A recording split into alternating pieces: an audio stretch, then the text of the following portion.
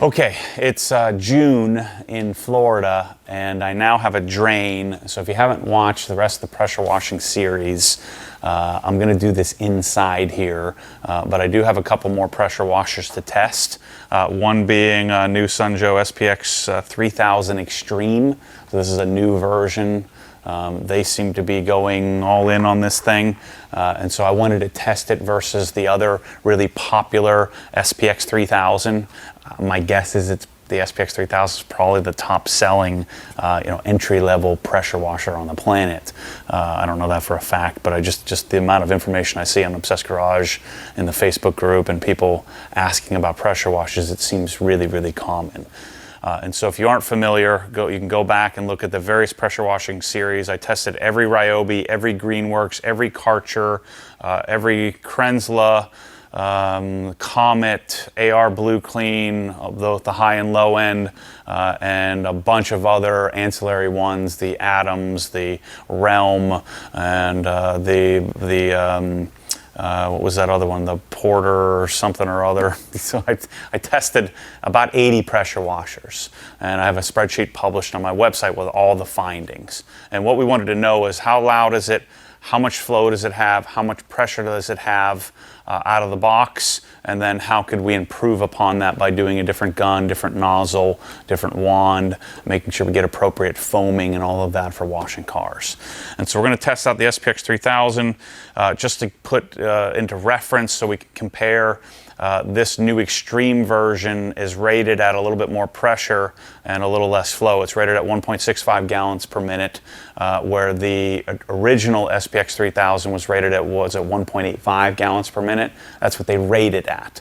But remember, the rated numbers are, I think they take those tests on the moon, like in anti-gravity, because they don't touch those numbers with a 10-foot pole.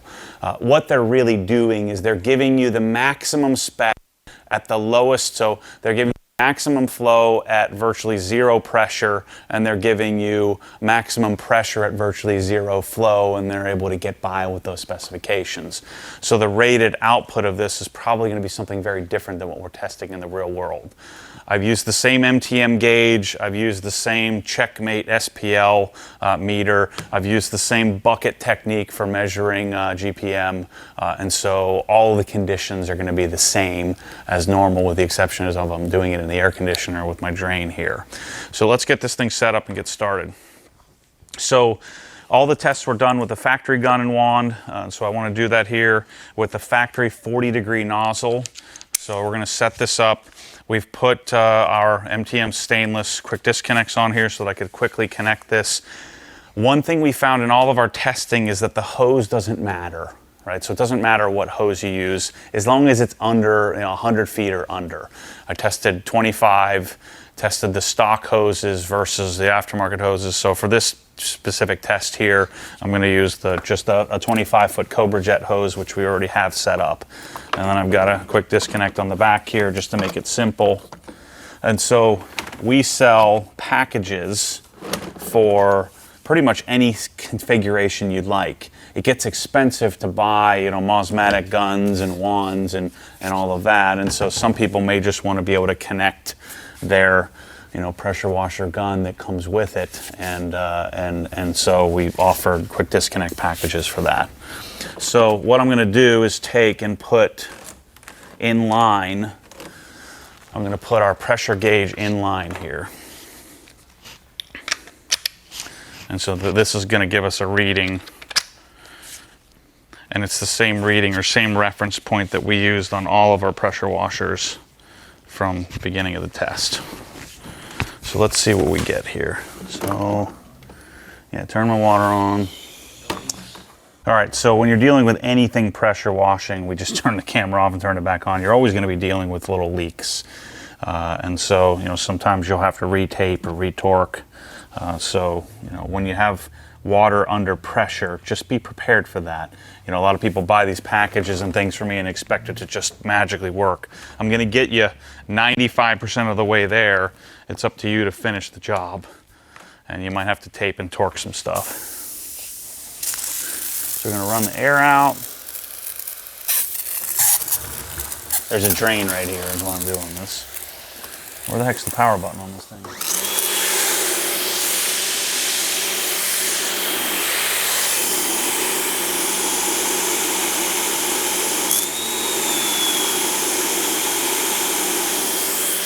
Okay, I'm reading. Oh boy. Oh boy. This is the one thing I always hated about the SunJoes, is that it just sounds like it's breaking every time you turn it on. All right, so our pressure is, let's get all the air out.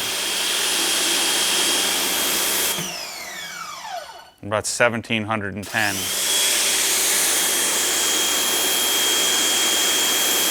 Let's say 1,725 PSI. And it's drawing 13.7 amps on the factory configuration, the factory setup. So now what we want to do, what I've done with all these pressure washers, is in order to maximize output or maximize usability for washing a car, is I don't want that much pressure. The sort of technique I've used is that I don't want to put my fingers in front of a 40-degree nozzle at 1,700 psi. It's going to be a little bit too much pressure. It does feel like we have quite a bit of water output, but what I want to do is I want to dial the pressure back and get as much water flow as possible. So what we're going to test next here, I'm going to put it in the bucket. I'm going to start my stopwatch. The bucket weighs 2 pounds 12 ounces. And Chris, what's a gallon of water weigh? So 8.34 pounds per. So we're going to subtract out the weight of the bucket, and then we're going to get a flow spec. So I'm going to grab my stopwatch here, and we're going to run it for a minute, and we're going to see what the factory flow is. So remember, flow when washing a car is generally preferred over pressure, but there's a happy medium. Again, I think around 900 to 1,000 psi is the target. There's no scientific reason behind that. I made it up. It seems good. It's about the pressure that when I hold my hand about 6 inches away from the tip, doesn't want to cut through or hurt my hand. And so I figure if it doesn't cut my hand, it's not going to cut my paint. And so the byproduct of bringing this down from 1,700 psi is that we're going to get hopefully more water output.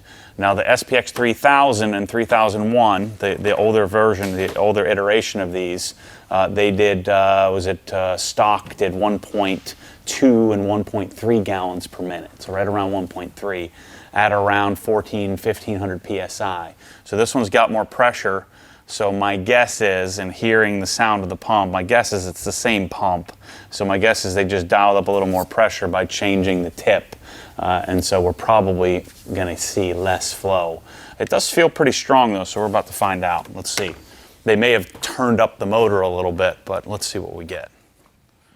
So all I'm simply going to do, start my stopwatch. We drill the hole in the bucket. And 3, 2, 1, go. So I'm going to run this for a minute. And we're going to add up the weight of the water and do the calculation.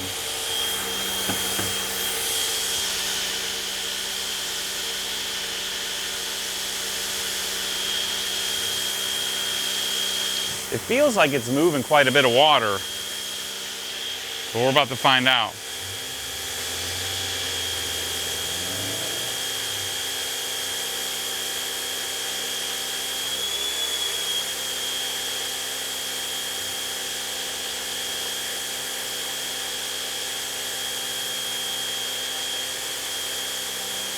It has a very unpleasant shrill sound.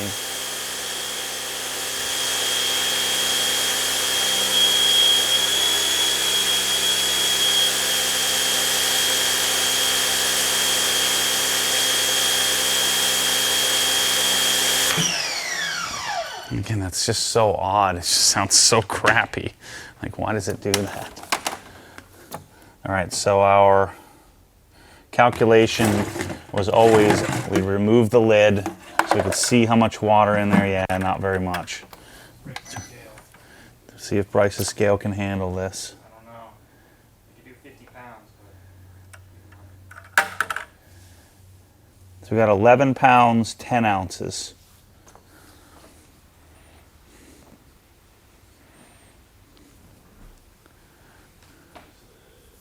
Yeah, you got to do the ounce calculation change.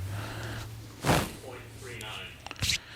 Okay, so we got 1,725 psi at 1.39 gallons per minute. So it's basically the same pump as the other one. So one of the things I want to clarify on all of these, these inexpensive pressure washers, these, sort of disposable electrics, is there's no unicorn. I get this, it frustrates the heck out of me.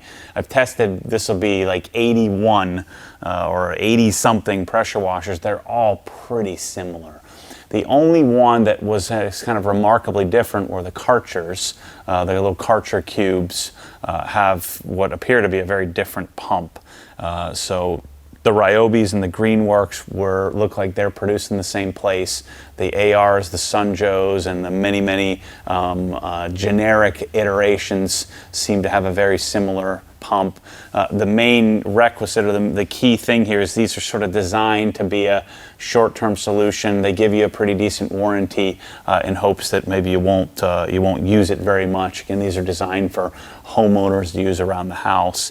They're just not a really great solution to do a lot of heavy-duty work. You'd want a gas pressure washer for that. So don't get too hung up on the fact that you're just not going to get 3 gallons a minute at 3,000 psi. It's not going to happen. You'd have to spend $5,000 on a gas pressure washer to get that. So the specs don't matter as much. Just know that you try to clean your like a 500-foot driveway with this, it's going to take you 7 years to get it done. It's really not what this is for. I'm not really sure what these are for, but if you're going to wash a car with it, again, I want to dial the pressure back, and if we do that, we're going to get some more flow out of it.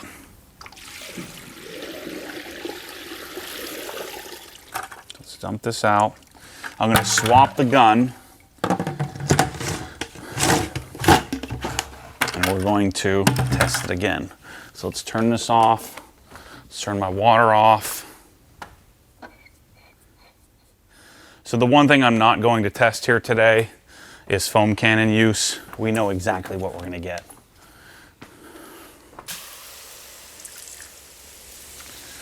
It's sort of a waste of time to do that. So what I'm going to do next, I'm going to pull this off, let the rest of the water out. I'm going to take my Mosmatic. This is the OG spec Mosmatic gun. Plug this in place. Now I've got several nozzles here. Now based on the other SunJoes, we got the correct output using a 3.0 nozzle, so let's try this one with a 3.0 as well and see what we get. 2.5, 3.0.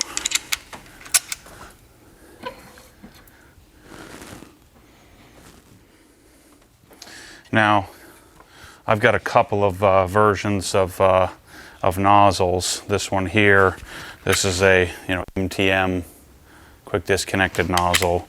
We also have the OG spec version of a nozzle, which is a better option.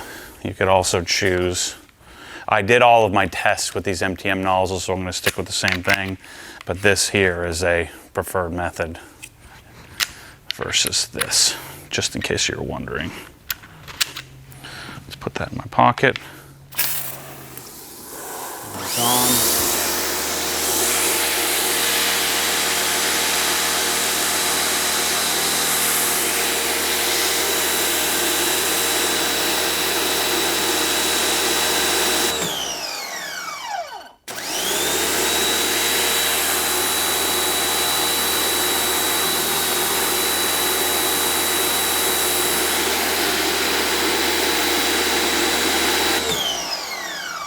Trying to get all the water out, or air out.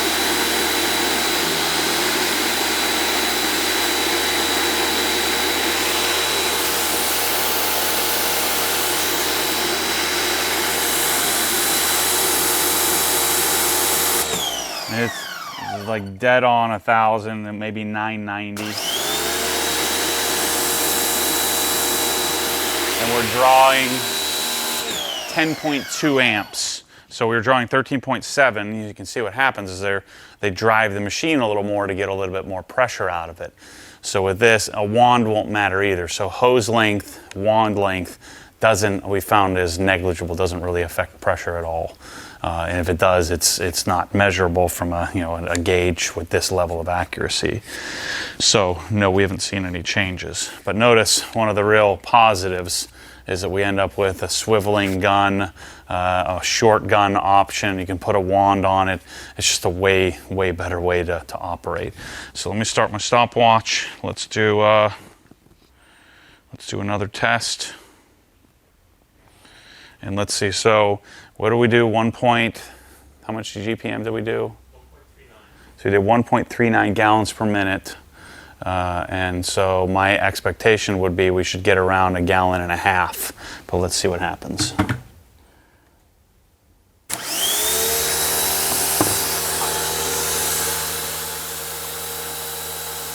So it sounds like this pump is working harder than the traditional SPX.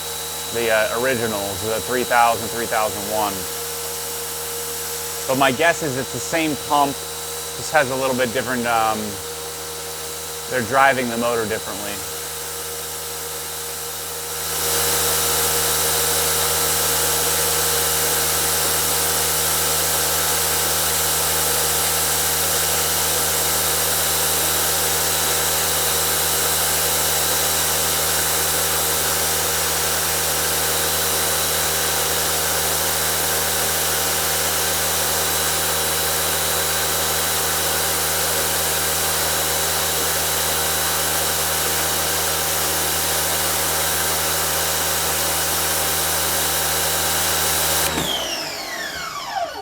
Minute. So these have become, after doing so many of these, they're just extremely predictable. I mean, the output is virtually the same on all of them. So it's, keep in mind that the SPX 3000, 3001, 4000, 4001, 202, likely this 3000 Extreme, all use the same pump, the same configuration. Then you have the max versions, which are quite a bit heavier, that use an induction type motor. Those got quite a bit more pressure, but quite a lot less flow. So none of the max versions were really a good option for washing cars, at least the way that I like to wash cars at 1000 PSI. So let's see how much flow we picked up by opening the nozzle a little bit. Oh, not bad. So 14 pounds, 5 ounces. So we dial the pressure back to let's say 990. 1.72. So 1.72 GPM. So this is a superior machine to the 3000 then. Just the way it's configured from an output perspective. Sounds the same. I wonder if longevity would be an issue. Most of these have a great warranty. I think the SunJoe is a 2 or 3 year warranty, something like that. But this is denoted as the SPX 3000-XTI, XT1 or 3000 Extreme. So 1.7 GPM is pretty stout for this little guy. I'd still rather have I think I'd rather have a Karcher at because this is $240. So I think I'd rather have a K1700 at at 1.4 gallons per minute. But for those of you who are really hung up on specs. Chris, correct me if I'm wrong, I think this is probably the highest flow output of any of the less expensive ones, other than maybe one of the big Greenworks induction ones. Yeah, 2200 was 1.89. Yeah, the 2200 was almost 1.9 gallons per minute. The problem with that machine from Greenworks was that it had this horrible ramp-up time. It took like 3 or 4 seconds just to turn on. And then the Ryobi version of that didn't have auto on-off. So there you have it. Those are the specs of the SPX 3000-XT1. I'm going to continue to one-off these as new pressure washers come out. There's quite a few Greenworks that I need to test, but I'm going to continue to compile the spreadsheet. So make sure to, if you go to obsessgarage.com, we'll link it, but go to obsessgarage.com and go to For the Obsessed. That's where the pressure washing spreadsheet is. And I'm going to continue to update and compile the list with my recommendations. This one's interesting. Again, I've been pretty vocal. I've not been a huge fan of the SunJoe stuff. But if you're looking for flow, for a couple $100. My guess is these will probably end up selling for less than $240, being as it's new. I think they're only selling it direct. I didn't see it on Amazon or anything yet. But interesting specs. 1.7 GPM at around 10 amps, so you can easily run it on a 15 amp circuit. I'm not going to show on the test here, but I'll test out the foam cannon, but this is going to need a 1.1 millimeter orifice. So we'll have that whole kit packaged together. All right, so that's a wrap on SPX3000. Appreciate you watching this pressure washing series. And I thought this one, because it's such a popular pressure washer, that it warranted its own video here, being as this is a new one that just came out. And again, make sure to check out obsessedgarage.com for continued updates on the spreadsheet as I try out more pressure washers. Please take it easy on me. You need to try this or try that or try that. A lot of them don't make sense to try. I'm not interested in trying, a lot of these weird ones on Amazon. They're all a different variant of the same exact thing. So stop hoping and praying for the magic thing. These are all going to do somewhere in the 1.4 to 1.2 to 1.7 gallons per minute output at 1,000 psi. None of them are really anything remarkable. They're all made in a Chinese factory somewhere, so don't get too excited. The build quality of them is all pretty much the same. If you want to go up to something like a Krenza or a Comet or an AR or something, Karcher Professional, you're in the thousands of dollar range, $1,000 plus range. So keep in mind that you're going to get what you pay for on these. So anyway, thanks for watching. As always, stay tuned for more crazy.